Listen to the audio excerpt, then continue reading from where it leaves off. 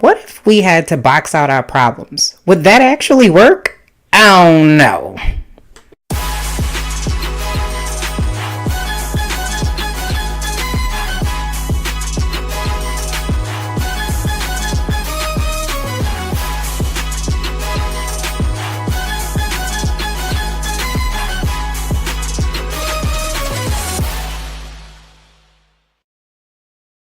Hey everybody, it is Lise Winnie here, back again for another episode of Millennials Anonymous, just like I said that I would be. And so I want to first thank everybody for support and everybody for tuning in.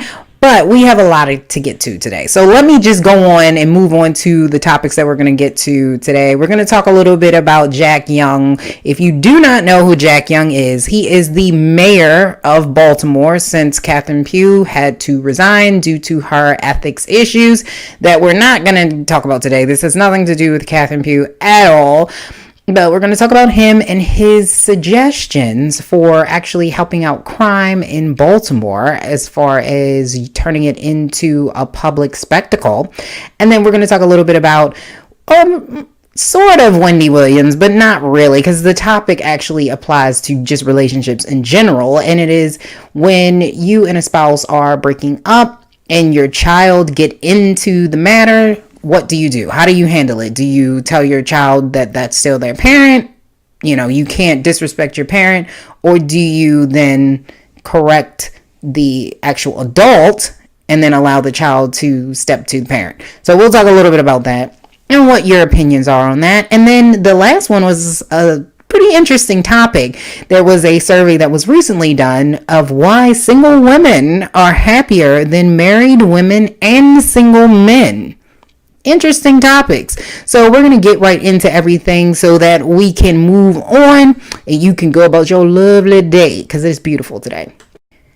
So we have an interesting group of individuals in Baltimore City government, and one of them is our current mayor of Baltimore City, which is Mayor Jack Young, who says that public boxing matches could curb gun violence.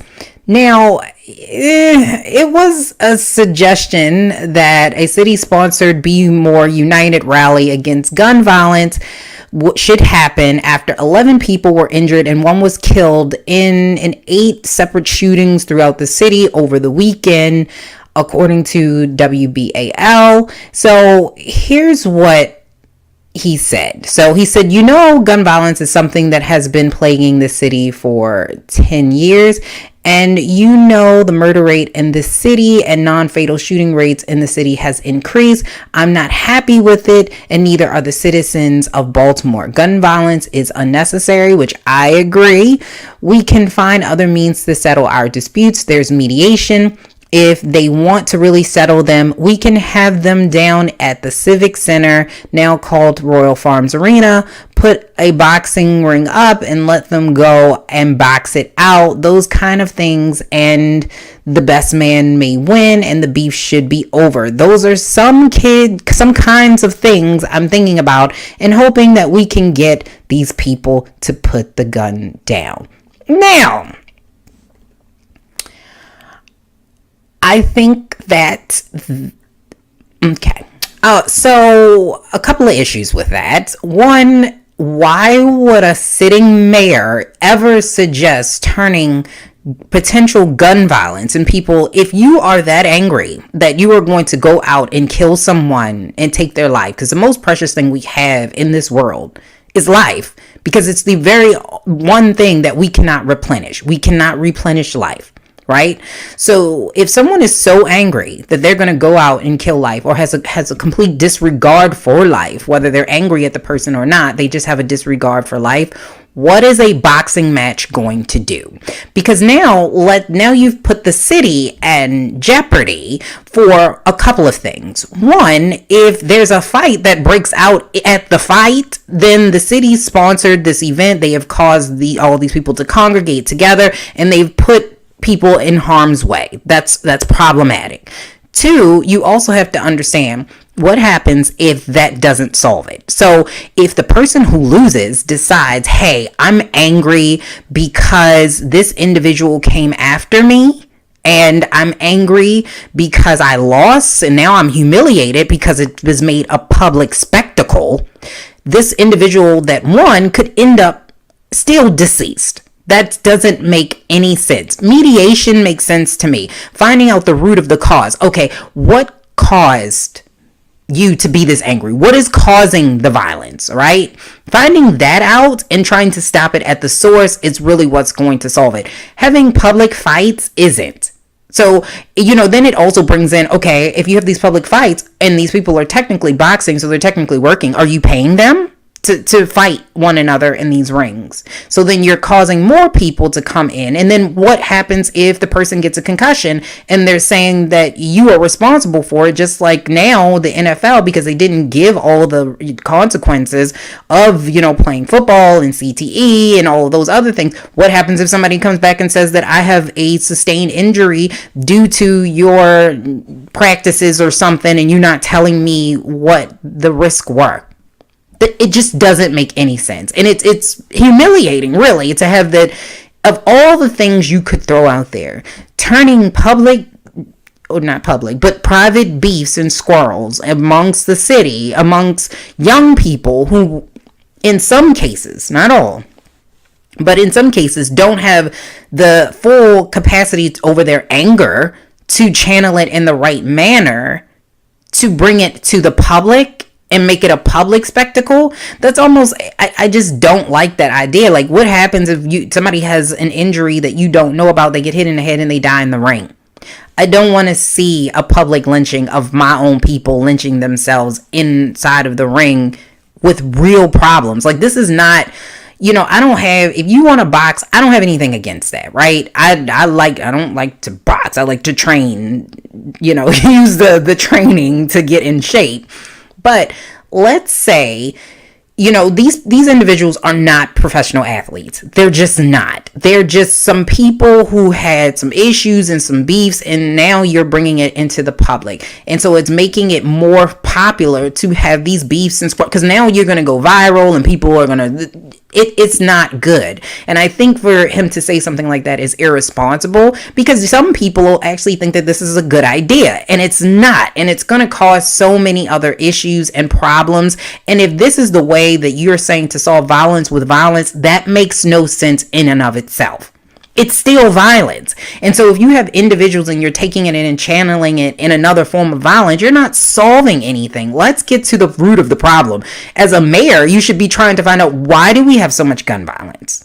What is causing the gun violence? Not, okay, we have the violence, but let's find another way for you to hurt each other. Like, that doesn't make sense to me. You should not be in public office if that is what you're thinking. Not saying you're going to solve all the problems, and you're not going to solve all the crime, and you're not going to solve all the violence. But if you're sitting here telling me that this is your only option, we got a problem. We got to find a better way. We have to find a better way. We have a problem. And as a mayor, this is your only suggestion to the crime that I've heard so far, was to turn it into a boxing match after 11 people. Come on. Like, I don't even know what to say. Like, I don't even know what to say. 11 people were injured and one was killed in 8 separate shootings. And your solution was, let's make it public. Let's enrage the person some more, so if they lose, they can be publicly humiliated, and we can cause a bigger issue and be a part of it and have the city be a part of it. That makes no sense to me. We need to be getting down to the root of the problem. What is causing the violence, right? Who is causing the violence? How do we prevent that from happening? Is there a deeper rooted issue that we are not addressing here? What is it? Let's figure that out. Are we going to solve all the violence and crime? Probably not. Not in a real world, but I don't think a boxing match is it. And then how many boxing matches are you going to have? Did he think any, like, that's just this, it's stupid.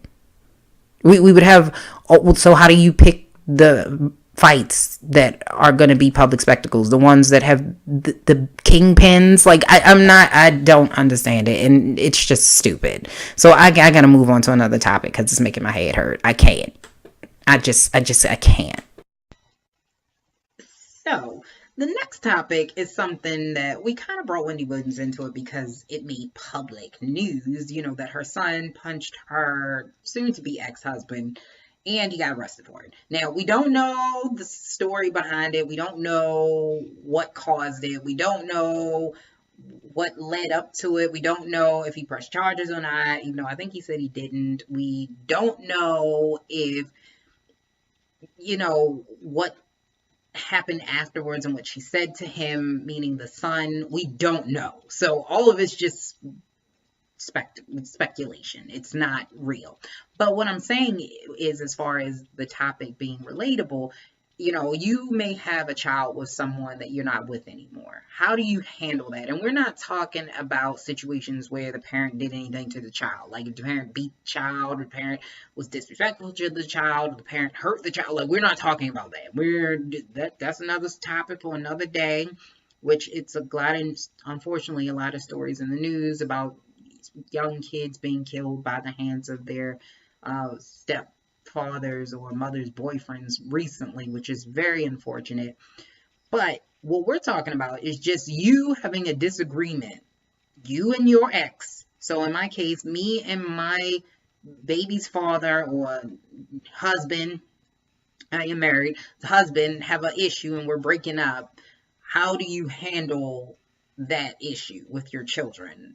So if they decide that they're going to choose a side, like I said, with my situation growing up, I did have a stepfather. He was around, I think I was probably in middle school or something like that when she first started talking to him when they got married. So there were times when they didn't get along, like it, every relationship, and she brought us into the fold. So we came into the fold, meaning that anytime there was an issue, she would tell us, and then we didn't like him because she was our mother, because she was a single mother, so she was the only parent we really had, and so we would automatically jump on her side, and it could cause problems. So what I'm trying to figure out, as far as what everybody else thinks, like, what would you do in that situation?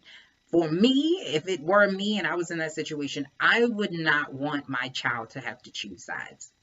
I just wouldn't. I wouldn't want to put my child in that type of burden or that type of situation in order to choose sides, like in between an argument or dispute that her parent or his parent, father, and I were having. I would not want that situation, if because it's something that happens. You take a little bit away from that other parent when you talk bad about them, right? So if you say your father's a bum, or your mother she's ignorant and she doesn't listen and she's this, your child, especially depending on how young that child is, they're going to start to believe it. They're going to say, well, daddy's a bum, and then they're going to say to daddy that, daddy, you're a bum, and then it causes more problems.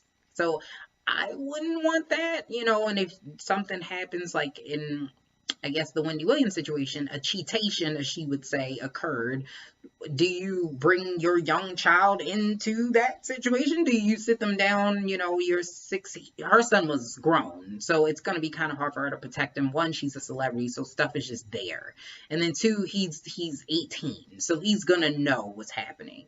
But if you have a young kid, do you sit them down and say, hey, daddy got a thigh on the side? Like, is that what we doing? Like, see, for me, I think it's inappropriate. I think, especially depending on the child's age, it's inappropriate. And even once the child is an adult, I wouldn't want the child to have to choose in between me and their dad, even if the dad was wrong. I would not want them to do that because he was wrong to me. Now, if there's a situation where the dad was wrong to the kid and he said something ignorant to the kid, or he was being just a butthole to the child, that is for the child to figure out. not for me to put in their head. So the child is going to figure out, okay, daddy's a butthole. I don't like him, and it won't be from my doing. And then so never will that conversation ever happen where the dad comes back to me and say, you told them that I was a butt. No, they figured that out on their own. I always told them that's between you and your dad. Your dad is your dad. I'm not getting into that. So therefore, you don't have extra beef down the road. You don't have no extra. That's what I think. I think it's just more responsible that way to not have your, because that's a lot to have to pick and choose what parent is the better parent. Like, whose side am I on today? That's a big burden, especially for young kids. Like, you're talking about 4, 5, 6, 7 years old. That's a big burden for them to have to bear. And like I said, I'm not talking about if the dad was like ignorant to them. I'm talking about specifically between you and your spouse or your ex. We talking about that relationship. Not anything, because I see it all the time where you have parents that are great parents, but they're just really cruddy spouses. It happens, right? And so sometimes they get flipped around, and then the other parent starts talking bad, and then now the kid doesn't want to see the other parent. Even though the other parent never did anything to the kid, all of the stuff was done to the parent. I'm just saying, if you out there in that situation, just make sure you try to keep it neutral for your kid. Let your kid make that decision once they get a certain age. And hopefully, it won't impact the relationship of the child at all. And they can take themselves out of the parent's relationship and just have a separate relationship with their mother or their father. Just saying. Yeah. So why are single women happier than everybody else? So there was a study done, okay? And I'll actually, if you attach this so you guys can see it, because it was republished in this independent or indie life website. And it's, why are single women happier than men? Which there have been multiple studies that show that married men are happier than married women. I don't know what is going on there, but it's multiple studies that show that. But one of the things that we didn't know was how much happier single women are than everybody else. Everybody else, they happier than everybody else. All my single ladies. So it says that, women are happier being single even than single men, which would make sense if men are happier married, which with a lot of surveys that were done, women tend to be happier in marriage in the beginning. Men tend to be happier in marriage towards the ending or longer term in marriage. I don't mean ending. I'm not trying to get morbid on you or depressing with divorce. I just mean longer into the marriage. So the women, the first year or so is the best. For men, probably 2 to 3, 4 more years on, it's better. I think it has a lot to do with responsibility, but that's kind of what this article is showing too. So according to the study by data analysis Mintel, it looks like 61% of single women are happy being single versus 49% of single men are happy being single. So they also found in the survey that 75% of single women have not actively looked for a relationship in the last year compared to 65% of single men. And so they have a couple of reasons for this. They think it's because in a heterosexual relationship, there's a lot of work that's required and effort and labor on the women than it is for men. So women typically spend more time doing domestic tasks than men, and they do a lot more of the emotional work in the relationship along with the household stuff. So then you have the housework, you're cooking, and you're carrying the weight for the kids. If you have children in the matter and anything that happens with that, you have to make sure that you're keeping up like your appearance and stuff like that. So for your spouse, we put more effort into resolving arguments. This is what's in the article. And being in, it says, a heterosexual relationship typically involves a lot more effort for women. So I agree. I am not a single woman. I'm actually a married woman with 3 children, and I've been with the same person for a very long time. I'm not going to date myself, but a long time. And I agree with that. I'm not saying that I'm unhappy. I'm just saying that I could see why a single woman would be more happy. Also, in the article, it does state that single women do more socializing. They have more close friends. They're able to do a lot more as far as themselves. So, and their social ties tend to be stronger. And I think that that explains a lot for why women are happier, because men have really good friends, but I think women tend to be a little closer. It seems like when men get a girlfriend, they really get close to that woman, but I think women get really close to our friends like that. Like, we share a lot of things and we have a lot of emotional conversations.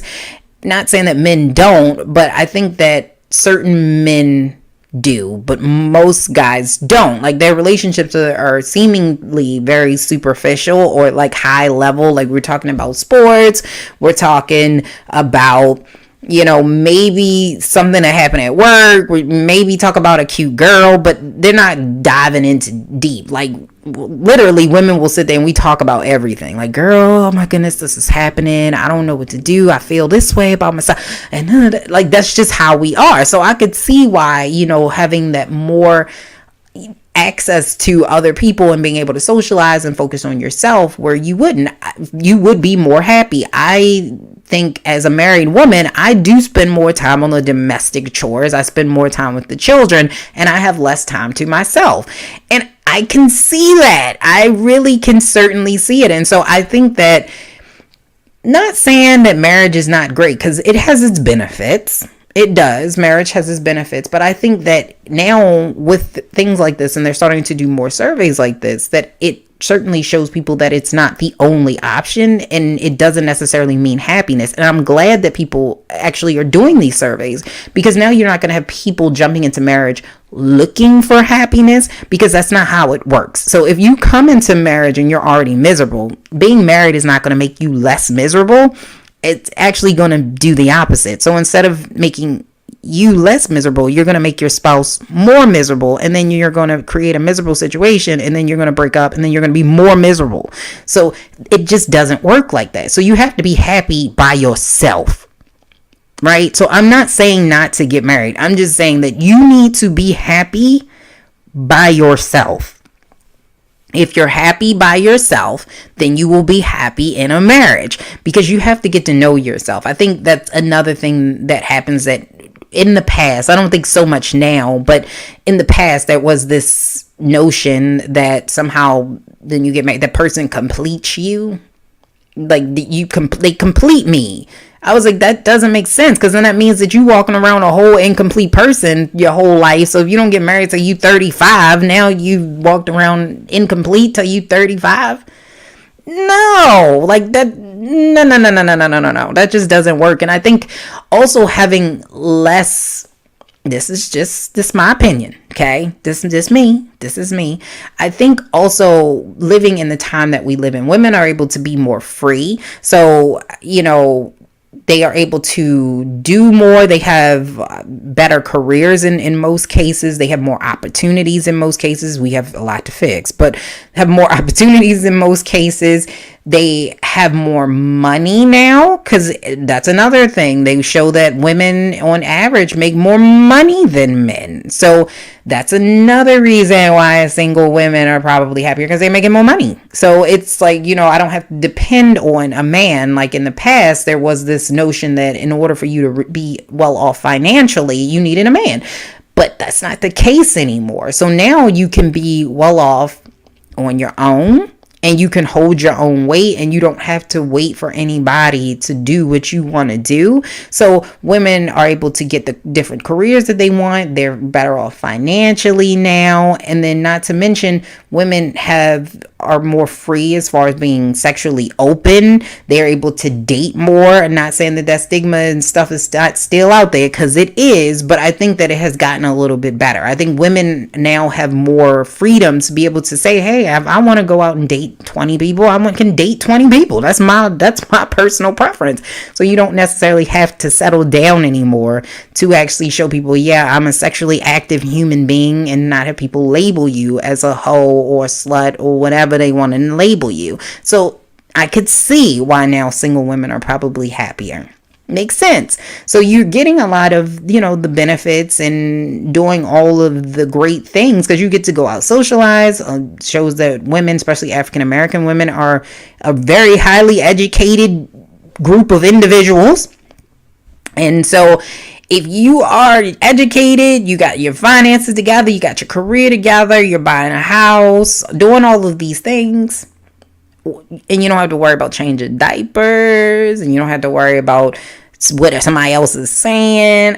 I could see it. And now you can kind of date around, and you say, hey, you can come over today, but I want you gone by the nighttime. Like I could see why women are happier now. And hey, I'm loving it. So if whatever makes you happy, and I know some people are going to say, well, how can you say that to me as a married woman? Now, listen, Linda, listen. What I had said was everybody, and I do mean everybody, is going to have their own personal experience with life. So yours might be that you are better off in a relationship. The next person might be that they're better off single, or they're better off in a domestic partnership. It all depends on you. Can I sit here and give you all the benefits of being married? Absolutely. But that's not what I'm talking about right now. Right now, I'm talking about single women being happier and why they're happier than everybody else. And another question that's also good that we're not really discussing is why single men aren't as happy. That is hilarious because you would think that they would be. Men tend to have more opportunities in executive level positions. Men tend to have more opportunities, period. Men are free to date whomever they want. And then you see that some guys go from woman, not all, some guys go from woman to woman to woman. They'll have a woman and still go to find woman. But for some reason, men don't want to be by themselves. Like they want that woman to kind of like hold them down, which is interesting. And so I think that really answers your question why women are happier, because I think there's this difference between the feed of what men and women do. And I think back in the day, the reason why everybody got in a relationship is because, like I said, for women, it was financial. It was like, you need this spouse to be able to do this. And, real back in the day, like you had to have your husband's permission to do stuff. And so it was real rough, but you had to be married. So it was like, oh, I don't know if I really want to be married, but you didn't really have a choice because that's what people did from the financial aspect, because the men made all the money. And now that the men don't make the money, you don't necessarily need to rush into marriage, because marriage originally was a financial institution. That's what it was. It was really to gain in-laws, to make money, keep the money within the families, make the money bigger. That's what marriage was originally. Now it's different. And of course people, I married for love and all that stuff. But, which I'm not saying that I didn't, but that's what marriage was originally. And so I think that's kind of what changed things. So it's an interesting theory, and I don't know what you guys think, but I think it's true. Of course, this is only one study. It's not everybody. They didn't survey everybody, but this is definitely something to think about and something to look at. It's an interesting theory in and of itself that you don't have to be happy in a couple. You can be happy by yourself, whether you're a man, whether you're a woman, whether, whatever you want to identify yourself as, you can be happy all by yourself. So this has been another episode. We will be back again on a Monday. So if you want to reach out to me, you know how to reach me. It is just lisa@lisawinnie.com. And you can also send me an email if you have a topic that you want to talk about, or if you want to be on the podcast because you have this thing that's just on your mind and you're a millennial and you're like, hey, why are you not talking about this? This just happened. I really want to, give some information, or if you got something cool going on, like a nonprofit or business, whatever, just let me know. Send me a message out. We are also on Anchor. So if you want to leave us a voice message on Anchor, you can, and we definitely can play that on the show and we will respond to you. We love the feedback. So please give more feedback. I appreciate you listening, and we will be back again for another episode. Bye.